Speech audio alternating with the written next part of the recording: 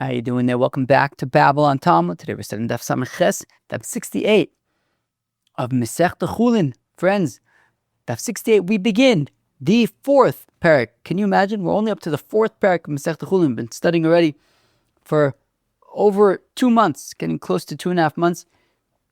We have finally finished the third parak of Masechta Chullin. Today we begin parak Behema Mikashe. I think it's going to be an exciting parak. I'm expecting a little bit of a challenging parak, but I think today is probably a good intro into parak Behema Mikashe.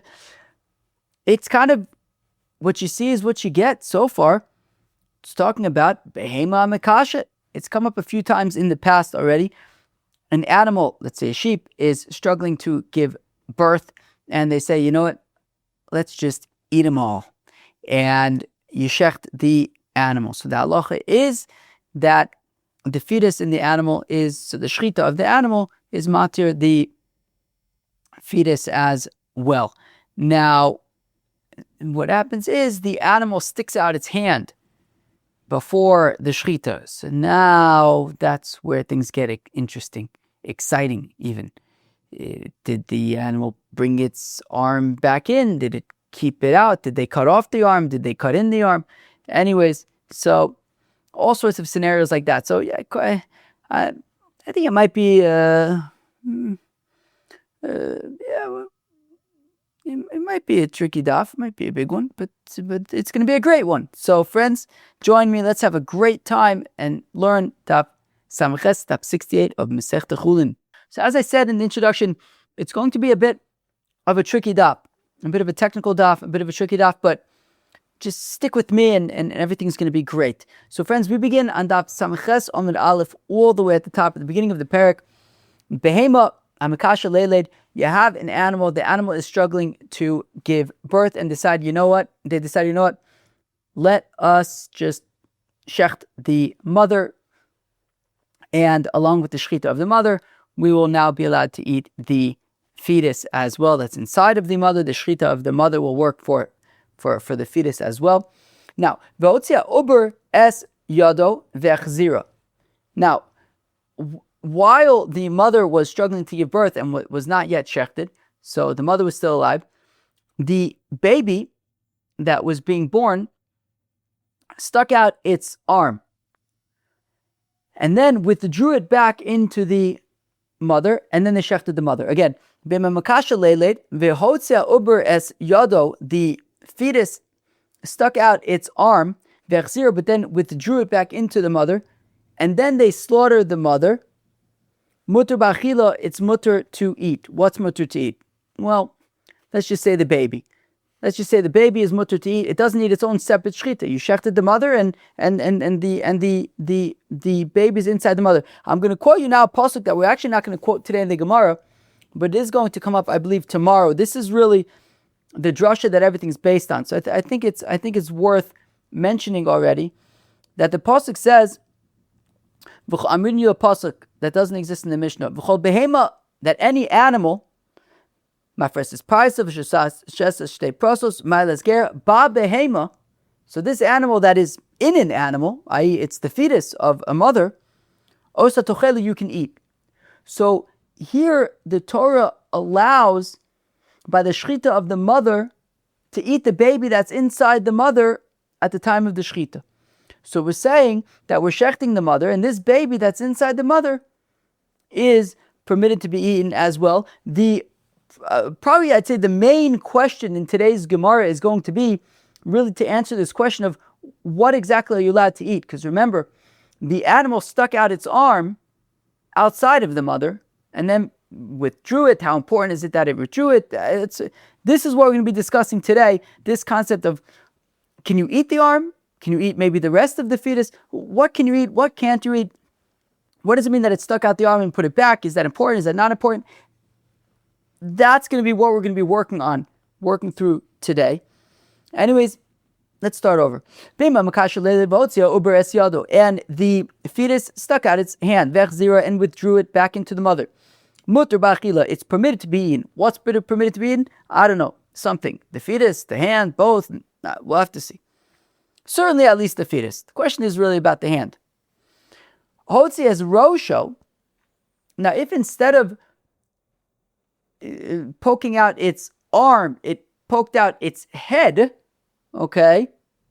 Afal Pishach zero, even though it then unpoked it, withdrew it back into the mother, Hare ze kiyalud, since it is the head that poked out rather than an arm, the head poked out, so it's as though the baby is born already. And a baby that's born is born. If you want to eat the baby, you have to shecht it. So you no longer get 2 for the price of 1. So even though most of the animal is still inside the mother, if it's the head of the animal that pops out, so it's considered like the animal is born, and you'd have to shecht the baby properly if you want to eat it. Chotech me'uber shebme'el muter ba'achila. If one stuck their hand into the animal, so if the fetus was still entirely inside the animal, the fetus didn't pop out at all, no arms, no heads, everything's hanging out inside the mother. A person sticks their hand inside the mother and cuts off the fetus's arm or whatever, and leaves it all in there. The body's in there, the arm is in there. The shaila is it ever min achai, right? You cut off this arm from an animal, but everything remains in the animal. And then you shech the mother, and again, right? If you remember the pasuk, it says ba behema, right? Behema ba behema also techelu. As long as it's in the mother, you can eat it, which is exactly what the Mishnah says. Again, chotech me'uber sheb me'el, if one stuck their hand into the animal and cut off, let's say, the arm of the fetus, muter b'achila, you can eat it, and in this case it means you can eat everything. The fetus, the arm that was cut off, since it is all inside of the mother, you can eat all of it. Minat chol u'minat klayos. However, if you did not, and we saw this the other day in Elu Treifis, that if you did not cut off a part of the fetus, but rather a part of the mother herself, right? The previous case, you went in, you cut off the arm of the fetus. Here we're not talking about the fetus, we're talking about the mother. You went in and you cut a piece from the mother's spleen or from the mother's kidney, but you left the piece inside of the mother. You didn't take it out of the mother, you left it in the mother, and then you slaughtered the mother. So would that also be considered ba behema? Well, it's in the mother, therefore it should be mutter? No, it's not. Minatchol minakloyis osur ba'achila, the spleen, the piece of spleen that you cut off, the piece of kidney that you cut off, even though it remained in the mother and it's ba behema, you can't eat it. That would be considered aver min achai zaklal. This is the rule. Dover she gufa osur. If what you cut is the mother herself, so then that's osur. It's aver min achai. V'she'ena gufa. It's not the mother itself. It's the fetus. Mutter. That is permitted. Givaldi.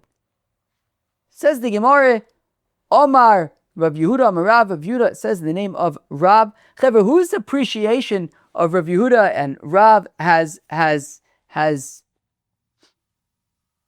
evolved, has expanded over the past few weeks when we've learned some great stuff about Rav and about Rav Yehuda Amar Rav, right? What have we recently learned about Rav? Recently we had a story with Rabbi Yochanan and Rish Lakish. Do you remember when they were reflecting on their early days in the Beis Medrash of Rebbe, and there was that great student Rav who was like sitting in the front while they were standing in the back, right? Just to give you to remind us of the godless of Rav. Rabbi Yochanan, the great Rabbi Yochanan, was praising the godless of Rav, right? Just as a reminder of how great Rav was.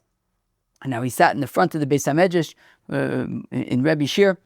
And we had learned also recently how Rav Yehuda was really responsible for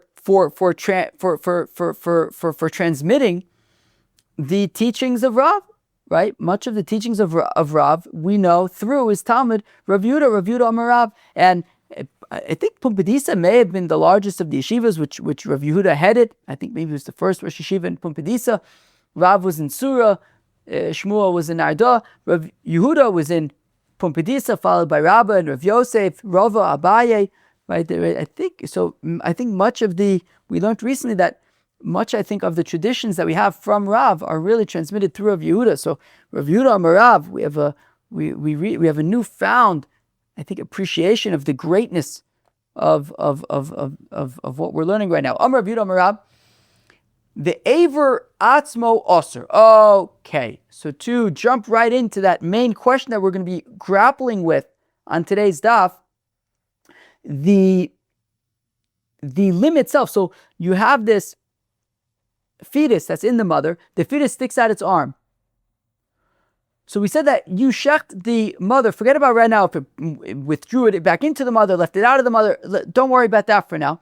What's important right now is that the uber is the fetus. The uber stuck out its arm, and then you shechted the mother. So we're saying by the shechita of the mother, the fetus is permitted. By the shechita of the mother, the fetus is permitted.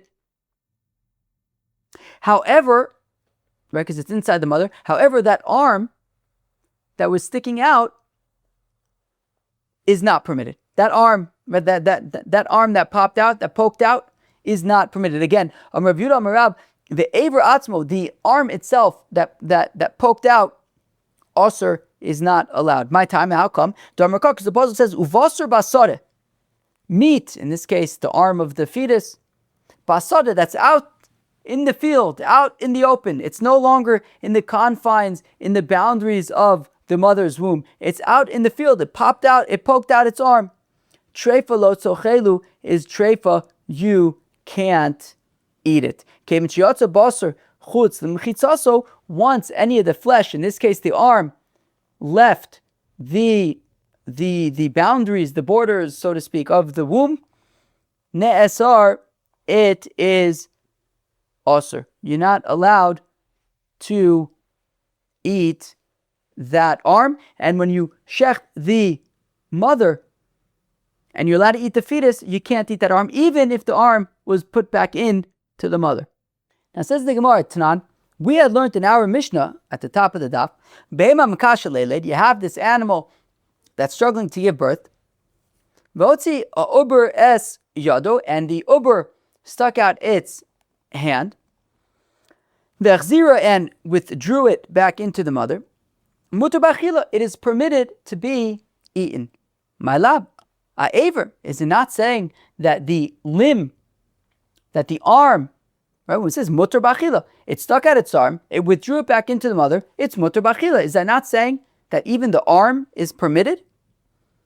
Lo uber, no, the uber, the fetus minus the arm is permitted. However, the arm that stuck out, you got to cut it off. Uber, but if we're talking about the fetus, so my irya echzira afilu lo echzira nami. But then if we're talking about the arm, if we're talking about that you're allowed to eat the fetus, so then why is it important that the fetus withdrew the arm back into the mother? That's essentially irrelevant. We're saying, I mean, at the end of the day, whether the arm was withdrawn back into the mother or not makes no difference. Either way, you can eat the fetus, you can't eat the arm. So from the fact that the Mishnah is talking about a scenario where the fetus withdrew the arm back into the mother, that has to have some relevance, doesn't it?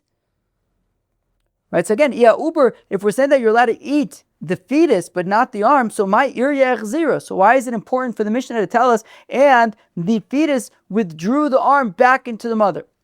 I feel low nami. Even if it would not have withdrawn the arm back into the mother, it would still be the same result, even if the arm was still dangling outside the mother when it was slaughtered. You can eat the fetus, you can't eat the arm. So hu adin af algav delo echzira taka. So the Gemara answers taka. You're right. It makes no difference. That's correct. It really doesn't. There is no relevance, at least for the case of what we've been discussing, the fetus that stuck out its arm. Yeah, you're right. It doesn't matter if it put back the arm inside the mother or not. That's correct. So then why are we saying it? But I did the cut by misno seifa, because since the next part of the Mishnah reads Hotzi es Rosho, that if the fetus stuck out its head, well, in that case, ap alpi, even though the fetus withdrew the head back in, hareze ki yalud, it is born and it requires its own shchita. Tananami reisha chzira. So because really the second case of the Mishnah wants to tell us that when a uber sticks out its head, af al gav, even though it withdraws the head back into the mother, it's considered like it's already born, and it needs its own shchita. It can't be included with the mother's shchita, and if it's dead, if it poked out its head and it's dead, it's nevela. So because the seifa, we wanted to talk about the animal withdrawing its head, so the reisha in terms of the arm also talked about withdrawing, but in terms of the reisha with the arm, it really doesn't actually matter whether the fetus withdrew its arm or not. Same result. You can eat the fetus, you can't eat the arm. My komaj malon. Now fleg di gemore. So what are you telling me? That the Mishnah is coming to teach us that if a fetus pokes out its head, it's considered born? That once the fetus pops out its head, it's considered now like it's been born? That's old news. It's old news. Why is it old news? It's a Mishnah, Masechta B'chayris. We're going to learn Masechta B'chayris after Masechta Chullin. We're Baruch Hashem, we're nearly halfway through the mighty Masechta of Chullin. We have Masechta B'chayris awaiting us. And there, in the 8th parak of Masechta B'chayris, Tanina, we learn in the Mishnah, Ezu b'chor lenachla ve'ezu b'chor lakohanim. No. Ezu b'chor lenachla ve'eino b'chor lakohanim. Who could tell me what this means? The Mishnah, the first Mishnah in the 8th parak of Masechta B'choris wants to know, what is an example of a b'chor for nachla that is not a b'chor for the kohanim? I got that right? Yeah, I did. What does this mean? What is this? Bechor for Nachla, before the Kohanim? Who wants to explain this to us? Any volunteers? Well, okay, so there's basically there are two different mitzvahs in the Torah regarding Bechors. One is Pidyon Haben. One is Pidyon Haben, that after the Yetzias Mitzrayim, when all of the firstborns in Egypt were killed, but all of the firstborn Yidden were spared, the Rabbeinu Shalom gives us the mitzvah of Pidyon Haben. That firstborn males are redeemed, they have to be redeemed from the coin for 5 selas. Pidyon Haben. There's another mitzvah when it comes to the Bechor, and that is that a Bechor inherits a double portion. As we learned about Masechta Bava Basra, Perek Yesh Noichalin, that a firstborn male receives a double portion in his father's estate. So if there are 2 sons, so they divide it in 3 parts. The older one gets 2 of them, and the younger son gets 1 of them. Now, there are different criteria for defining what's considered a Bechor for Pidyon Haben and what's considered a Bechor for Pishnaim, for the double portion. And they can be different. You can have, right, the Mishnah there, Masechta Bechoros, says all sorts of scenarios. You could have a Bechor that is a Bechor for Pidyon Haben, but not for Pishnaim. You can have a Bechor that's a Bechor for Pishnaim, but not for Pidyon Haben, which is what we're talking about over here. You can have a Bechor that fits neither of their criteria. You can have a Bechor that fits both criteria. So the Mishnah wants to know, what are examples of a Bechor that would receive a double portion of the inheritance, but not have Pidyon Haben? So what are the different criterias? So the criteria for the criterion, right? Criteria I think is plural, right? And criterion.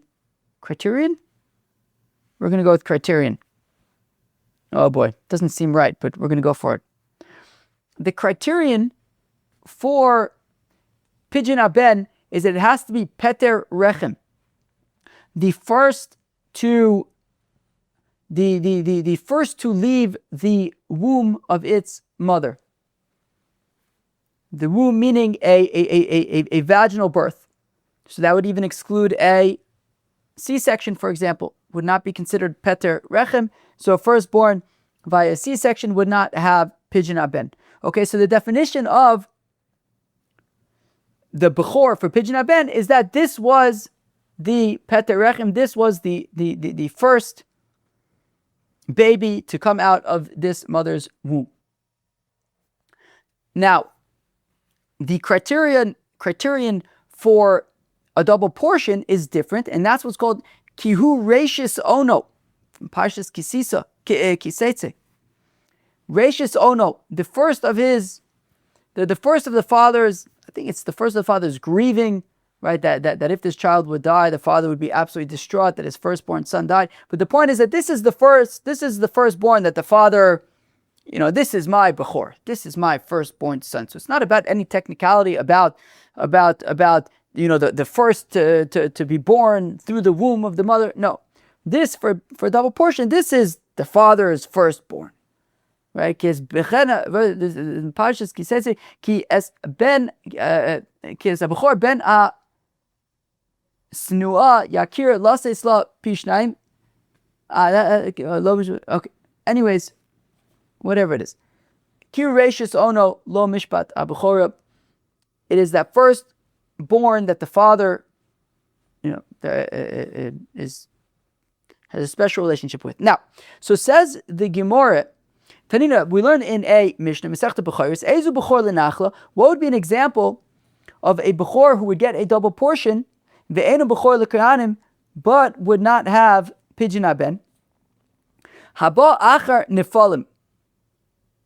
Okay, this is a tricky case. It's a tricky case to explain in a way that feels like it makes sense. Haba Achar Nefalim, Af Al Pi Sheyotza Rosh Ochai. So the Mishnah gives several examples, and we list two of them here. The example that we just listed now is a little bit of a strange one, a little bit of a peculiar one. I don't really know how to explain it in a way that really is going to be convincing, so I'm going to explain it in a way that's unconvincing. A mother is pregnant with twins, and this is super weird, but I had a look at the Kahati Mishnais, and the Kahati Mishnais I think prefers this explanation. The Arsko Gemara explains the other explanation, which the Kahati says is maybe less plausible. It's a strange scenario. If somebody has a better way to explain it, please let us know. But okay, here's the strange scenario. You have a mother that's pregnant with twins. We're going to call them Ruvain and Shimon. Ruvain is going to be the one that pokes out first. Shimon, the one that pokes out second. So you have a mother who's pregnant with twins, and somehow like the twins are like on different trajectories. Like Shimon is ready to be born. Shimon is full term, 9 months, while Ruvain is really only 8 months. They somehow were fertilized at different times. I don't know how possible that is. But anyways, so yeah. So this is the scenario. So you have a mother, she's pregnant with twins. Now, of course, in halacha, in the Gemara, an 8-month pregnancy is considered not viable. So you have one fetus that's in its 8th month, the other fetus is in its 9th month. Now, Ruvain, the 8th month fetus, Ruvain pokes out its head. So now by poking out its head, that makes Ruvain the poter rechem.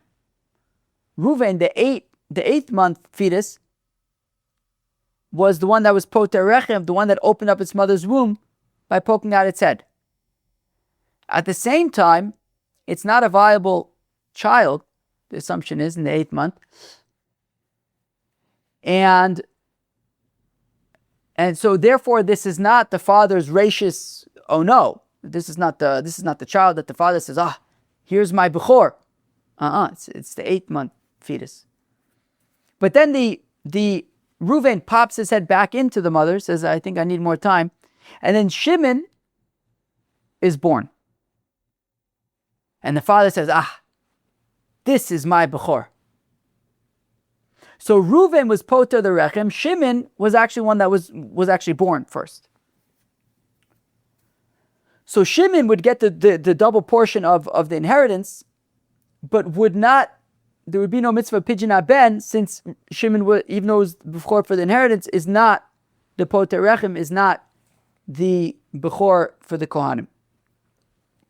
So again, Abba Achar Nefalim Shimon, which was born after Reuven, who was a Nephil, poked out his head. Afalpisha Yotza Rosho Chai. Even though when Reuven poked out his head at 8 months, he was still alive. He was alive.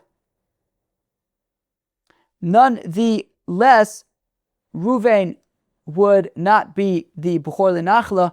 Shimon would be the Bechor L'Nachla, but not the Bechor L'Kohanim.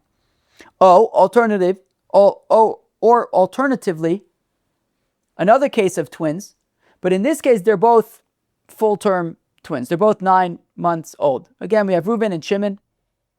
They're both 9 months pregnancy, a full-term pregnancy. Now, so Obein test sheyotza rosho mace. So in that case, what happens is Reuven poked out his head. However, unfortunately, Reuven was not alive. So again, Reuven, who unfortunately was not alive, was the poter rechem, was the first to exit the mother's womb.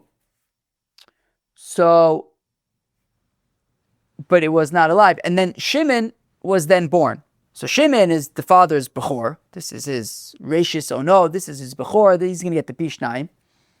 But in terms of pidyon ben, there's no pidyon ben for Shimon because he was not the poter rechem. Reuven was.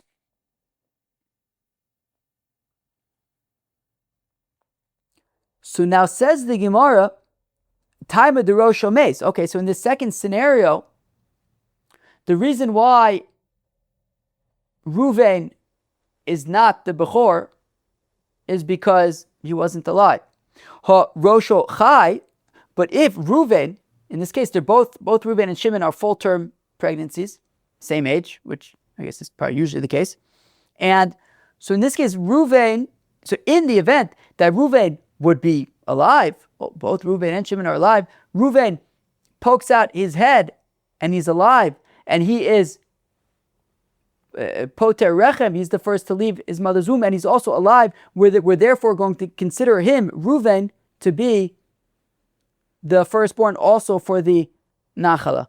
Even if Reuven then withdraws his head back in and Shimon is born first, Reuven is still going to be the bechor l'nachla.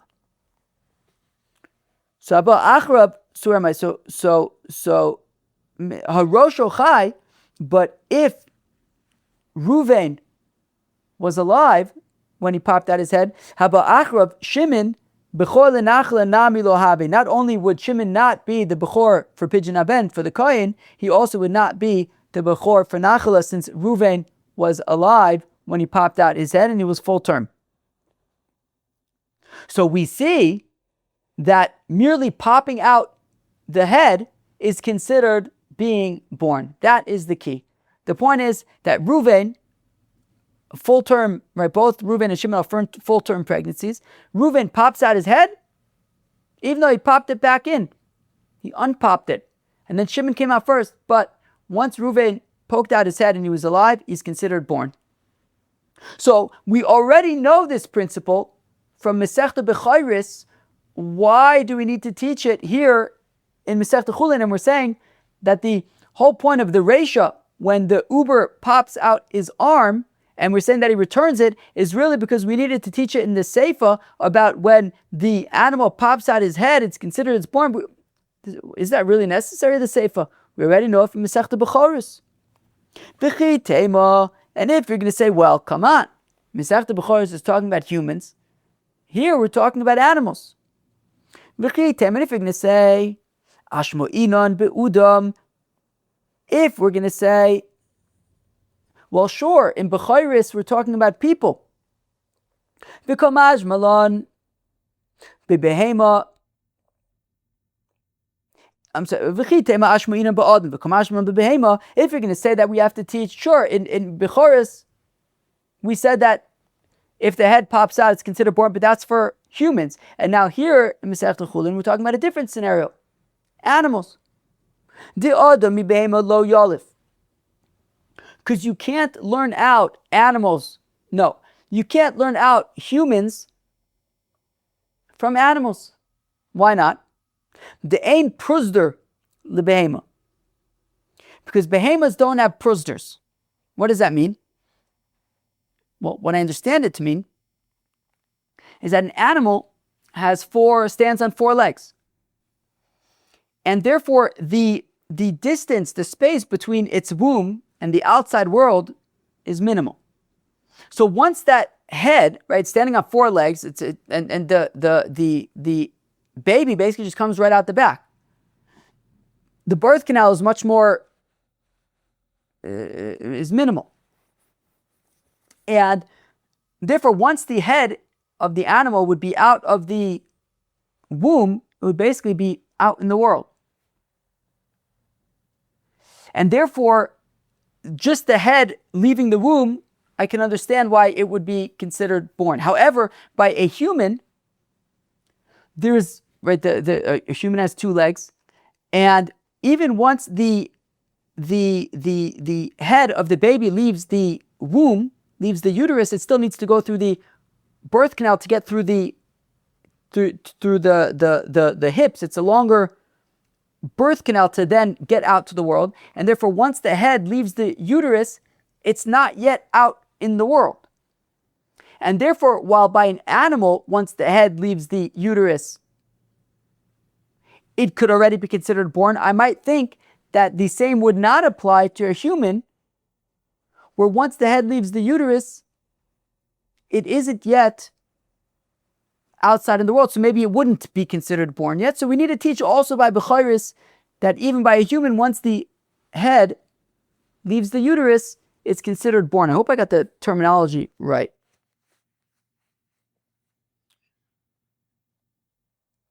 Ubehema me adam lo yalfa, and we also can't learn out animals from people. You know why? The choshev parts of ponim didei, because we have such beautiful faces.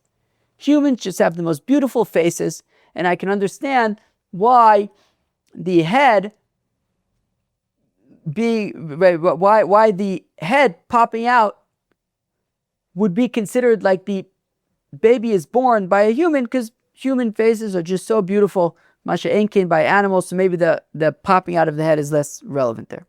Okay. Fine.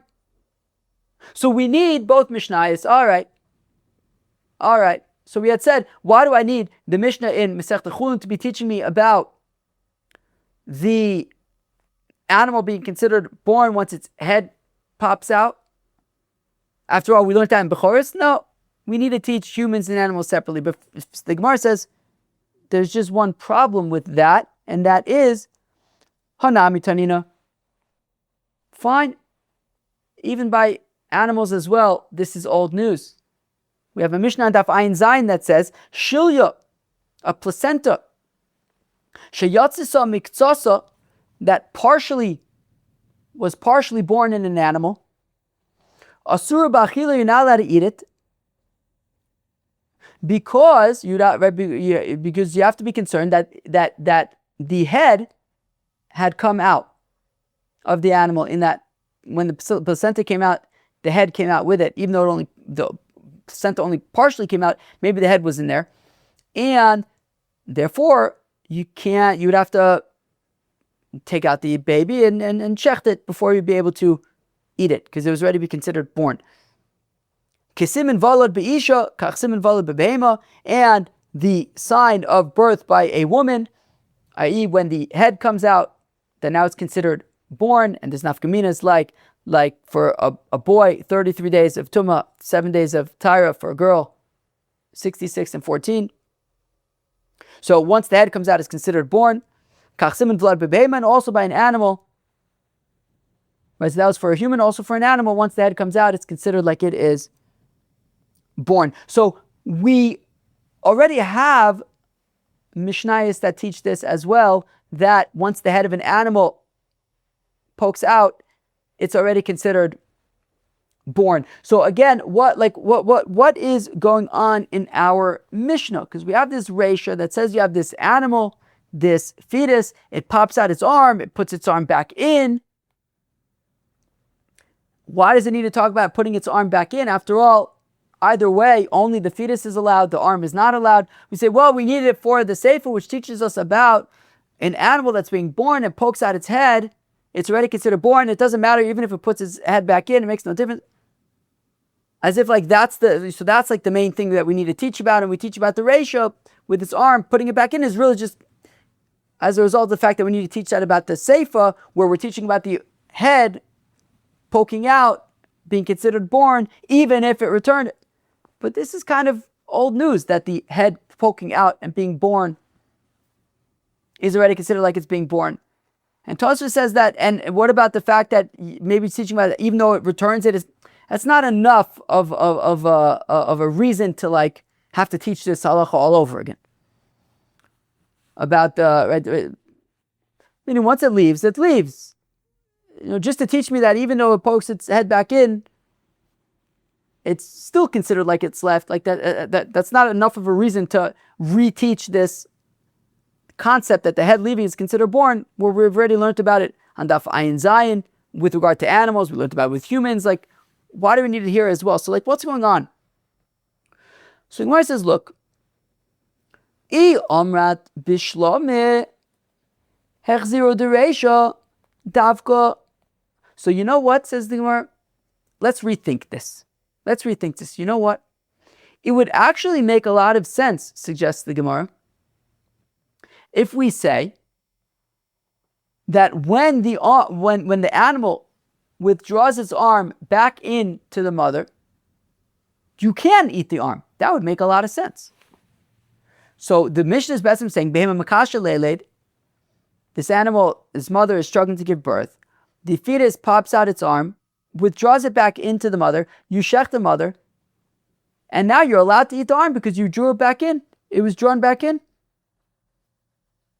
So so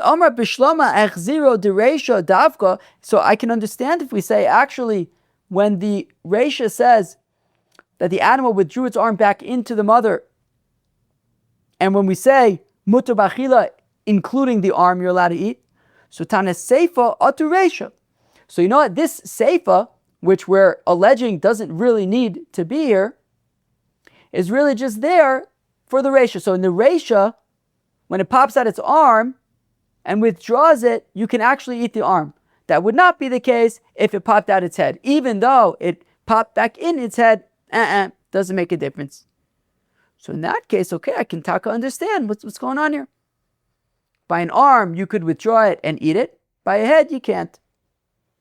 So Eli Omrat lo dereisha davke v'lo deseifa davke.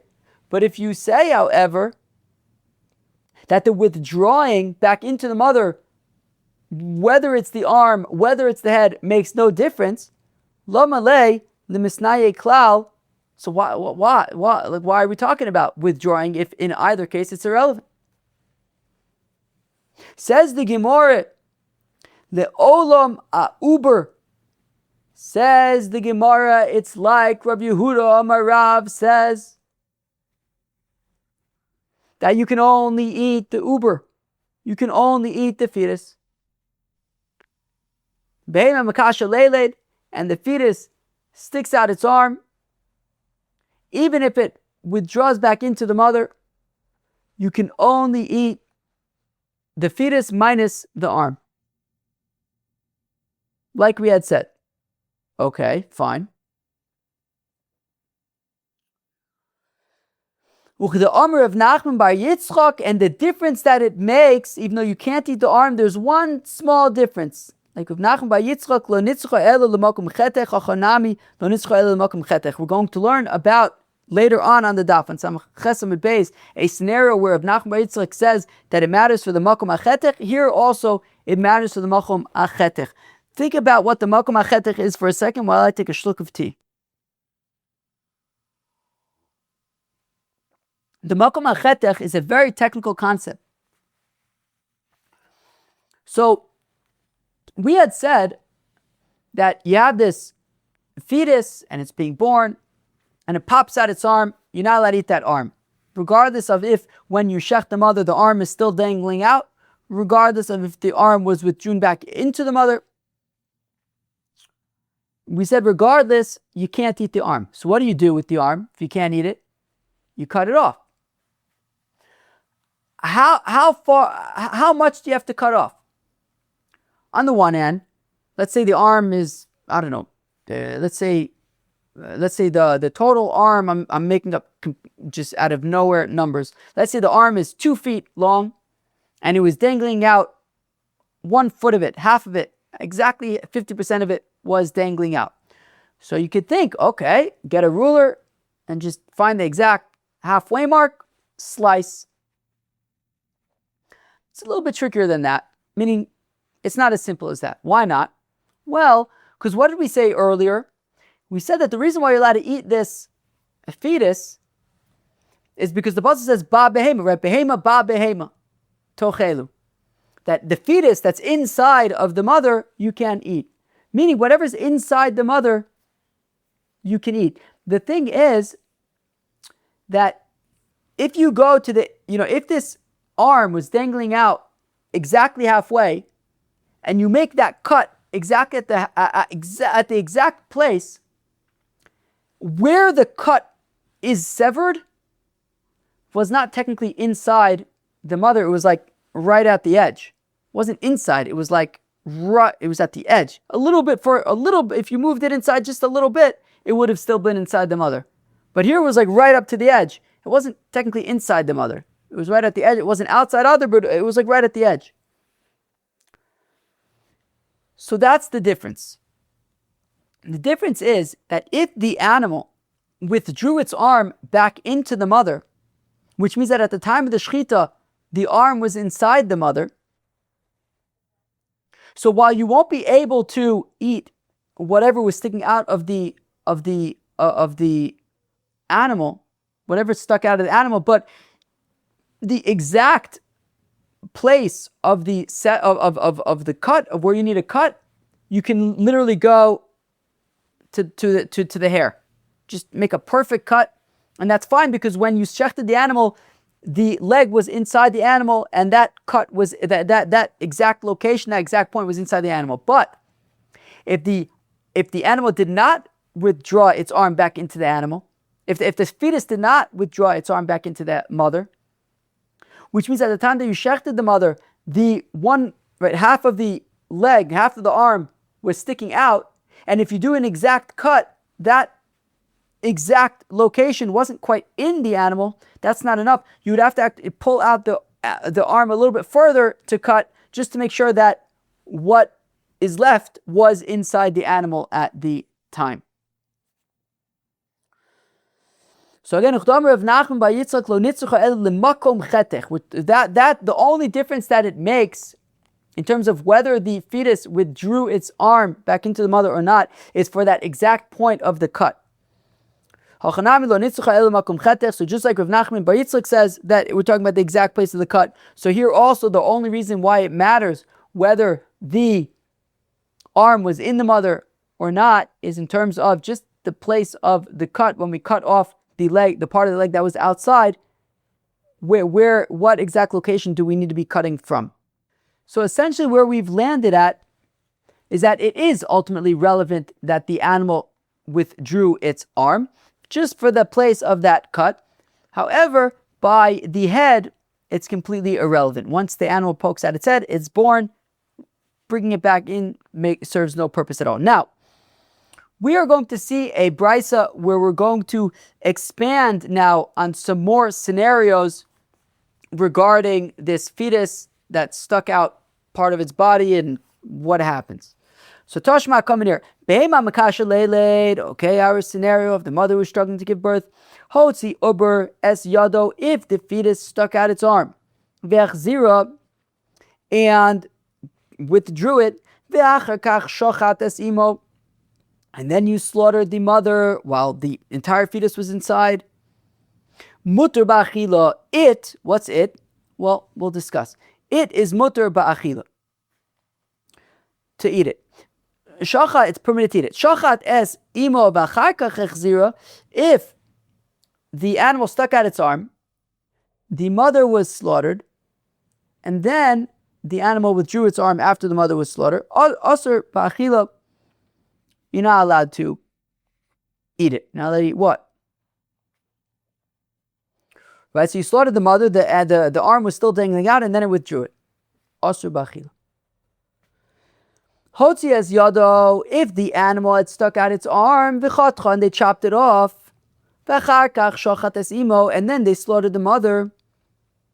Shebachutz tameh, so the chopped off arm is tameh, and as Rashi points out, because essentially it was Eiver min achai, right? If you cut off the arm from this fetus. Now Eiver min achai basically has tumah like nevela, so it's tameh. Also, and you're also not allowed to eat it. Okay, shebachutz tameh, so the part of the arm that was chopped off is tameh. Also, and you're not allowed to eat that part of the arm that stuck out. V'shebifnim tar umutar, and whatever is still inside the mother is tahor, it's kosher, mutar, it's tahor, it's pure, it's mutar, you can eat it. Shachat es imo v'achar kach chatocha. What if you slaughtered the mother? The arm was still dangling out at the time. So at the time that you slaughtered the mother, the arm was dangling out and wasn't cut off. And then after the shchita of the mother, you cut off the arm. Habasar magan nevela divrei Meir. Says Rav Meir, well, we treat that arm that's dangling out as though it's nevela. Nevela. Nevela is tameh. And it's therefore metame the rest of the fetus and the rest of the animal entirely. All of the meat is tameh because it's touching that arm that's dangling out. And according to Rav Meir, we treat it as nevela. And nevela is metame. It's an avatuma. But Chacham say maga treifa shchuta. Whereas the Chacham say no, we just treat the arm that was dangling out as treifa shchuta. Right? If you shech the treifa, if you shech an animal, turns out it's a treifa, as we learned all about an elu treifis. So it's not kosher, you're not allowed to eat it, but it's not tameh. It's proper shchita, it's not tameh. So according to Rav Meir, all the meat is tameh. According to the Chacham, just cut it off. You can't eat it, but cut it off, and the rest of the meat is tahor. Okay, fine. Now, katani mia, however, focusing on the first part, the first two scenarios in the brisa, when the fetus had stuck out its arm, in the first case, it then retracted, withdrew its arm back into the mother before shchita. In the other case, it was dangling outside during the shchita, but then withdrew it after the shchita. The first case, he said you could eat it. The second case, he said you can't eat it. Can't eat what? Katani mia reisha, we said in the first scenario, hotzi uber es yado, if the fetus stuck out its arm, ve'chzira, and withdrew it back inside, ve'achar kach shachat es imo, and then afterwards shechted the mother when the arm was inside, mutar b'achila, you're allowed to eat it. Eat what? My love, aver. You're allowed to eat even the arm. No. Uber. You can eat the fetus minus the arm. But uber, if we're talking about the fetus, sefer, what about the next scenario? Shochat es imo, if you slaughter the mother and the arm is dangling out, and then after the shchita, the fetus withdrew its arm, asur b'achila, you're not allowed to eat it. Not allowed to eat what? The uber? The fetus? Why not? The uber, if we're talking about the fetus, amai asur. Why? Why is it asur? This has nothing to do with the fetus, it has to do with the arm. Why, when you shechted the mother and the arm was outside, and then it withdrew it afterwards, why should that make you not allowed to eat the fetus? So why are we making this about whether you can eat the fetus or not? It's got to be whether you can eat the arm or not. Kedam Rav Nachman bar Yitzchak. So once again, Rav Nachman bar Yitzchak says, "Lo nitzucha ela l'makom chetech." we're talking about the place of the cut, where you're going to have to cut off the part of the arm that was dangling out. Here also we're talking about the place of the severance. We're going to see, this is the second time we've referenced Rav Nachman Bar Yitzchak and applied it and saying here too. Where in a few minutes we're going to see what's the source, what's the actual source case of Rav Nachman Bar Yitzchak. But anyways, so here also, if the animal, just like we said earlier, withdrew its arm before the shechita, so when you cut off the arm, you could be a precise cut. If the arm was dangling out at the time of the shechita and only afterwards was withdrawn, so then you have to cut a little bit extra to make sure that the fetus only contains parts of the animal that were mamish inside the mother. Ini, now is this really so, frag the Gemara, that the arm cannot be eaten? But viha ki asavimi mi beichayzai, when Avimi came from Beichozai, also vaisi masnisa biyade, he brought with him the following brisa. He came back with something to teach. Parsa, that when the pasuk says a parsa, a split hoof, hechzir echol, if it was withdrawn back into the mother, so if you have the hoof of a fetus that poked out of the mother and then was withdrawn to the mother, echol, eat it. Prasos, when the pasuk then says prasos in the same pasuk, again, hechzir echol, if the hooves, right, multiple feet, or arms, the hooves were withdrawn, you can eat them too. My lab, are we not saying hechzir parsa, echol parsa, that if the hoof was withdrawn back into the mother, are we not saying that you can eat the actual hoof? I.e. that we can eat the part that was sticking out? Once it's withdrawn? Lo, no. Hechzir parsa, echol uber. That if the hoof was withdrawn back into the mother and then you shechted the mother, you can eat the fetus but not what was sticking out. I uber, my irya, hechzir, afilu lo hechzir nami. But if we're talking about the fetus, who cares whether the hooves were then withdrawn into the mother or not? Either way, you can eat the fetus. So Rav Nachman Bar Yitzchak lo nitzcha el l'makom chetech. There you go. And this is where Rav Nachman Bar Yitzchak says, well, the difference is in terms of the place of the severance, where what was sticking out will be severed. If the hooves, if the leg, the arms were withdrawn back into the mother, it could be an exact cut. V'ha trei kroi ka nasiv la. But however, the pasuk writes parsa as well as prasot, right? If you look at the pasuk, v'chol behema, my first is parsa, v'shasas shasa shtei prasot. So why? Essentially, we learned that the same thing twice. From parsa, we learned that if it withdraws, you can eat it, and we said it's talking about the place of the chetech. But then we also said the same thing by prasot. Why say the same thing twice? My lab, is it not saying chad le'ever v'chad l'makom chetech? Is one saying that the place of i.e. that you have to cut off the leg and it can be an exact cut, but then the next one is saying no, actually don't say that you can actually eat the entire leg. So it's not saying that you can eat the aver. I mean, if it would just say one of them, so then I might think that you can't eat what was sticking out, and but you could do an exact cut. Therefore, it also says the second one, so it says parsa and prasot, to say that no, actually you can eat the entire leg, whatever was sticking out. Lo, no. Chad l'makom chetech, no. One is saying that if the hooves or the foot or the arm, whatever was sticking out, you can't eat whatever was sticking out. But if it had withdrawn, so you can eat, you can make an exact cut.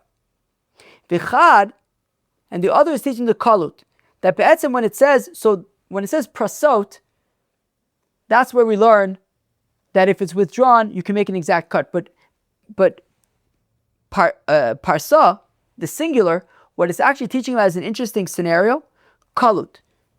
Kalut would be talking about a scenario where the hoof is not entirely, right? Of course, the signs for a kosher animal is that it chews its cud and it has entirely split hoofs, right? We had seen the other day examples of, for example, a camel where its hoof is not entirely split. So what if you have a cow that has a fetus, but that fetus, its hooves are not entirely split? So we're saying, so when it says parsa singular, that you can even eat the fetus of an animal when the hooves are not completely separated. We may part inside the cow. According to Reb Shimon, the Amr who says, Reb Shimon says, Reb Shimon, Kalut ben para asur, that if you have a cow and the cow gives birth to a calf, and that calf does not actually have proper hooves. Of course, cows generally would have split hooves, but this calf didn't. Its hooves were not entirely split. Reb Shimon says, even though this is a calf and was born from a cow, it's asur. However, that is only once it's actually born. But when it's inside of its mother, shari, we're saying it's permitted, and that's learned out from parsa, from the singular hoof. Ula Amar Rabbi Yochanan ve'ever atzma mutter. So now Ula quotes an interesting shita from Rabbi Yochanan, which argues on Rav. So of course we've been really working with the opinion on this daf of Rav Yehuda Amar Rav that you can eat the fetus, but you can't eat the arm. Ula quotes Rabbi Yochanan that you can. You can even eat the arm. Ula Rabbi Yochanan ve'ever atzma mutter, that a animal that sticks out its arm and brings it back in, you can eat the arm.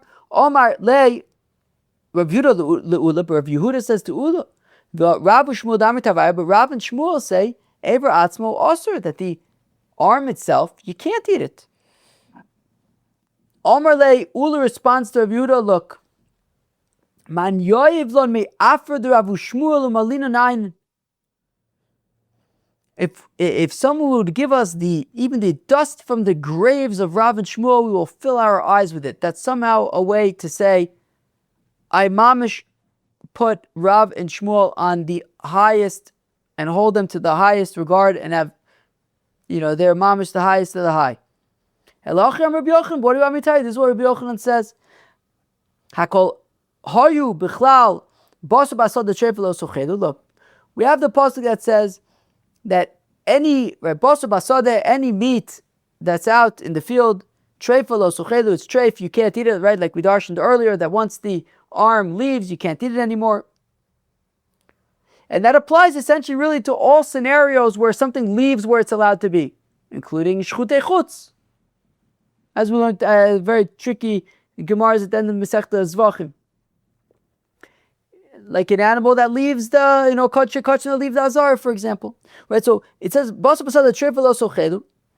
somebody leaves where it's allowed to be, it's asur. However, kisheperid l'cha kasuv gabechatos sheyotzesa chutz l'mechitzasa v'chazu asur. But when the Torah specifically says by korban chatas that once a korban chatas leaves the azara v'chazra asura, bringing it back in won't help. Well, chatasu deper to achmana ba. Okay, so I see. Specifically by korban chatas, bringing it back into the azara won't help. Aval kol mile, but everything else, including a fetus that sticks out its arm and puts it back in, given the hadar shari, it is permitted. So it says, Ula, look, what can I tell you? I have his drasha from Rabbi Yochanan to say that this fetus that withdraws its arm back into its mother, you can eat the arm. Meisvei, but we have a contradiction. Basu basada treifelo sochelu. Don't eat the meat that's out in the field. It's treif, you can't eat it. Matam lo Malcolm. It says this. The fish of Atzinu b'maiser sheni be kurib. That, as we're going to see in a few minutes, by maiser sheni, the tithes that you schlep with you to Yerushalayim and eat them there. Bikurim, the first fruits that you bring to Yerushalayim. And even if they are taken outside of Yerushalayim, v'chazrin, they're brought back into Yerushalayim, mutarin, you can eat them. Yachol av zeken, is it possible that the same would apply also to behema makasha leiled? Talmud Lomer treifa. It says treifa. My Talmud, what do you mean treifa? Rabba says Rabba kit treifa. It's like a treifa. My treifa came into nitrifa shuv ein leheter. Just like a treifa, once it's treif, it's treif. It's never going to become kosher again. Basar meat also came in chiyatzu chutzim chitzaso shuv ein loheter. Once it's left where it's allowed to be, it's no longer permitted, and that applies also to the fetus that sticks out its arm. It will never be permitted again. Tiyufta dula tiyufta. That is a kasha on Ula. Ula had said that but the fetus that sticks out its arm and then puts it back into the mother, you can eat the arm. However, no, treifa, just like a treifa, is never going to be kosher. Neither is this arm. Omar Mar, we had said we said earlier that, well, we see that by Ma'aser Sheni Bikurim, if they leave Yerushalayim and come back in, you can eat them. Where do we see this? The pasuk says, "Lo sucha lecha b'sharecha ma'aser degancha." You can't eat outside of Yerushalayim. Ma'aser degancha, ma'aser sheni. The pasuk continues and says, then the pasuk was sumas yodcha, which is bikurim. B'sharecha udelo seichel. Yeah, you can't eat it where you live, outside of Yerushalayim. Aval yotzu chutzim chitzasim v'chazu mutar. And even if they left Yerushalayim, but then were brought back into Yerushalayim, that's okay. As long as you're eating it in Yerushalayim, doesn't matter if it left and came back. The main thing is that you're in Yerushalayim. That's the main thing by Ma'aser Sheni and Bikur. Okay, that was the first daf of the fourth parak of Masechta Chullin Behema Mekasha Leiled. I had a feeling it was going to be a tricky daf. I have a feeling that the parak is going to be kind of like this. It's going to be intense, which I think is gewaldic. But yeah, it was work. It was work. Anyways, we really kind of worked through the sugya of behema amakasha leiled, when a fetus sticks its hand outside of its mother. So when the hand is returned into the mother before shchita, so we said that the fetus minus the hand is mutter, and that even includes the severed spot. When the hand was returned after the shchita, so you can eat the fetus minus the hand, but excluding the severed spot. You have to cut a little bit of the animal with it as well. When cut off before shchita, well, the arm is Ever Menachai / Nevela, it's Tameh, and you can't eat it, but the fetus is mutter. When cut off after shchita, Rav Meir says that it's Nevela and all the meat is Tameh. The Chacham said that it's like a slaughtered treifa, that you just have to cut it off, but the rest of the fetus is mutter, and it is tahor. That was the basic idea. And something I don't have here is basically that this all kind of relies on the concept that when a mother is slaughtered and there is a fetus inside of the mother, it can be eaten based on the shchita of the mother. It doesn't require separate shchita, as long as it's still inside the mother at the time of that the mother is shechted. Friends, that was Daf Samech Ches, Daf 68 of Masechta Chullin. Hope you enjoyed. Cheers.